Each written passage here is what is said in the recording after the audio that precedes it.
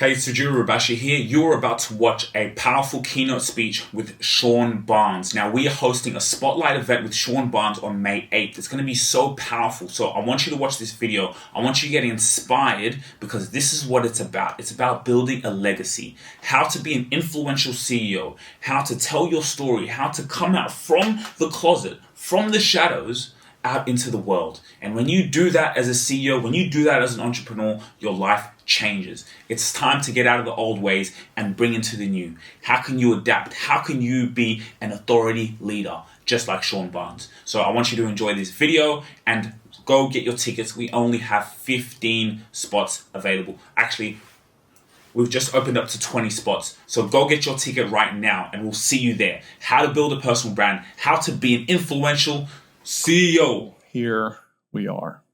Now, many of you that know me today probably think of me as Sean Barnes, the smooth talker with a podcast, great conversationalist, talking about leadership and business all of the time, always wearing just a sick jacket or suit.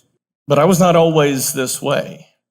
I spent the vast majority of my life as the introverted IT nerd, playing video games till 2 a.m. with my energy drinks and RC cars, and that kind of evolved into computers. And I really struggled talking to people. I mean, I could do it, but the amount of anxiety that I would experience is similar to what I'm experiencing right now.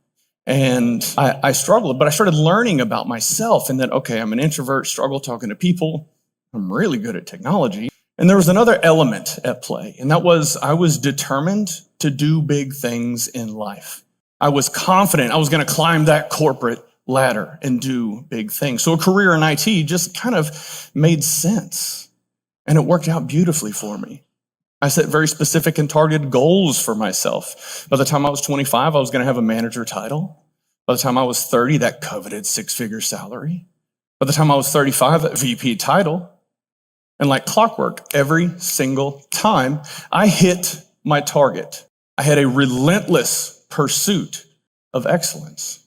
I worked crazy hours, insane hours, working myself sick, but I accomplished everything I set out to do. And by the time I was 35, I looked up and I had all of these things that I had attained over the years, all of the things that society tells me should make me happy. And I had moments of happiness, but I wasn't fulfilled. And I grappled with this, and I couldn't figure out, okay, what is the next target that I want to set for myself for 40 years old? What do I want to accomplish? And I was lost. And ultimately came to this realization that I wasn't being challenged anymore. I had spent almost 20 years doing technology stuff, and it just came easy to me. Cool. Okay, I need a challenge. So I started meeting with presidents and directors out in the business. Hey, how are things going? Can I support you in anything? No, I'm all good. Cool. All right. Hey, what about you guys? I know you're struggling with this. Can I help you? No, my printer works. I'm fine. I can do more than fix your printers. So I kept looking, and eventually I started to pick up on something. I noticed an opportunity. See, the company that I was with at the time, the first 4 years that I was with them, we had 4 VPs of HR come and go. It was this just revolving door. We just couldn't find the right fit. And things were going so well in IT, I thought, I could do that. Might have been a little bit of ego talking, but I found my boss, our CEO, in the hallway one day and said, I would love an opportunity to lead HR now that the former vice president has left.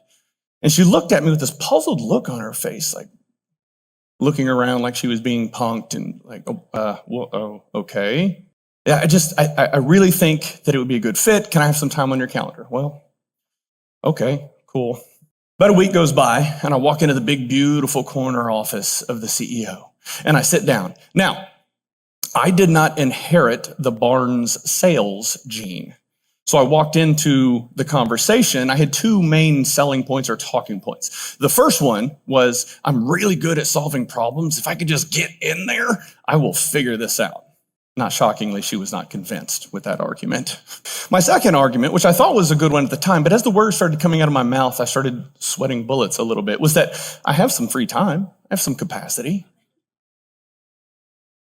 For a little bit additional context, I was a newly minted vice president of IT, working for an oil and gas company in the downturn of 2015, where we had just laid off 40% of the company. And I'm sitting down telling the CEO, I don't have much to do. Now, she took it in stride. Great conversation, great dialogue back and forth. And I thought, okay, well, this is going better than I thought. And at the end of the conversation, she leans in and she says, Sean, it's people like you that make this company so great. It's people like you that are going to continue to make this company great. That being said, we're going to hire an HR executive that knows HR. Oh, twist. Yeah. And in an instant, my big, beautiful ego was shattered. My heart and soul were just pulverized. But my logic brain knew she was right. Yes, ma'am, that checks out. I will go back to my office now. It wasn't that bad, but there were some sleepless nights. There was some shame and some embarrassment. You see, I'd been listening to all the motivational speakers, the podcast, Jocko and Gary Vee and Echelon Front, all the inspirational stuff. They say, step out on that ledge, follow your dreams. And I did. I stepped out on that ledge and fell flat on my face. Way to go, Jocko. Appreciate you. But eventually, I kind of calmed down and came to this realization I'm still very blessed. I have a lot of incredible things going on in life. Things are a little bit easy. Maybe this is just a coasting season for me in life right now. Okay, I can live with this. Another day goes by and I receive an email from her. Sean, thank you so much for stepping up during this challenging time for the organization. Hopefully you understand where my head is at and know that ultimately we have to do what's best for the corporation. Hopefully you understand. But it was the last sentence that got me. If you really enjoyed this video, make sure to click here, and I'm sure you're going to love that one.